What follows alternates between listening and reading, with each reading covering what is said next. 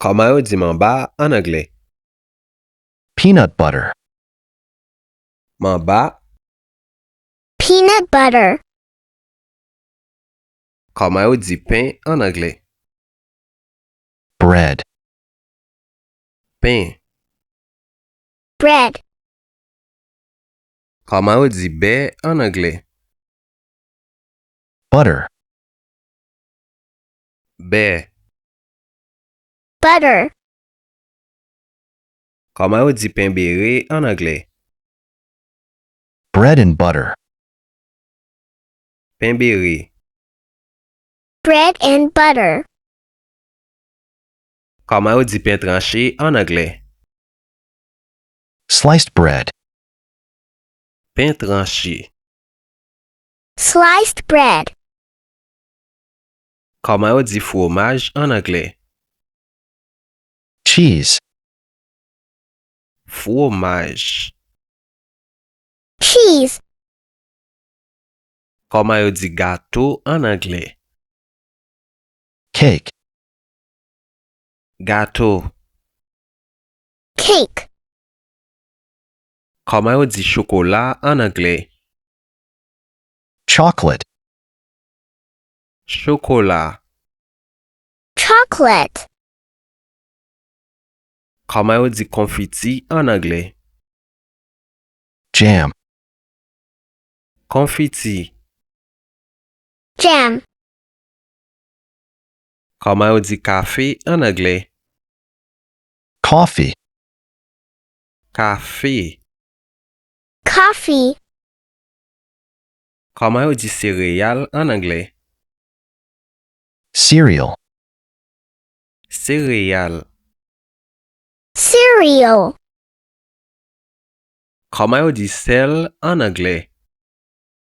Salt. Sel. Salt. Koman yo di sucre en anglais? Sugar.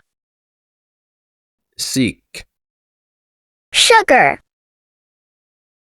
Koman yo di farine en anglais? Flour. Farine. Flour. Koman yo di riz en anglais? Rice. Riz. Rice. Koman yo di pistache calé en anglais? Shelled peanuts. Pistache calé.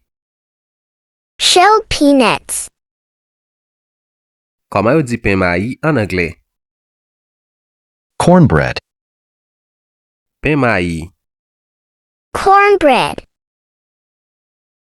Koman yo di pain patate en anglais? Sweet potato bread. Pain patate. Sweet potato bread. Koman yo di soupe joumou en anglais? Pumpkin soup. Soupe joumou. Pumpkin soup. Koman yo di maïs moulin en anglais? Milled corn. Maïs moulin. Milled corn. Koman yo di pitimi en anglais? Millet. Pitimi. Millet. Koman yo di maïs en anglais? Corn. Maïs. Corn. Koman yo di blé en anglais? Wheat. Blé. Wheat. Koman yo di avoine en anglais? Oatmeal.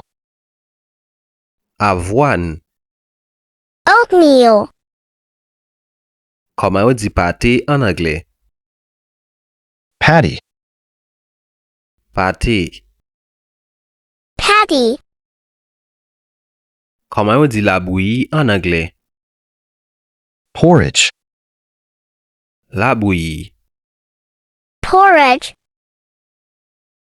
Koman yo di lait en anglais?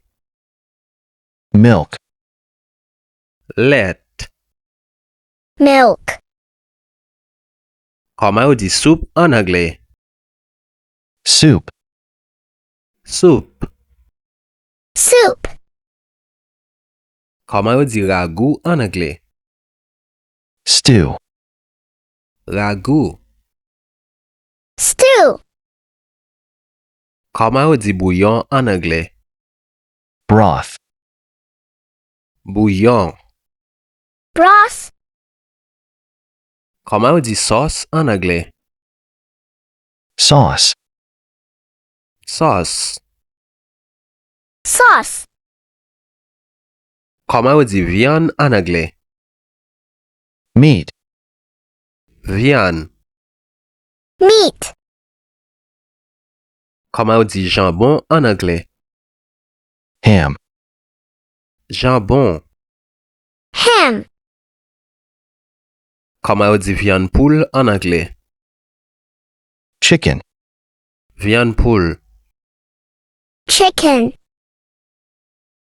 Comment on dit piment en anglais? Pepper. Piment.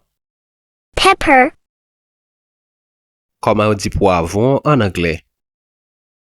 Bell pepper. Poivron. Bell pepper. Comment on dit l'huile en anglais? Oil. L'huile. Oil. Comment on dit zé en anglais? Egg.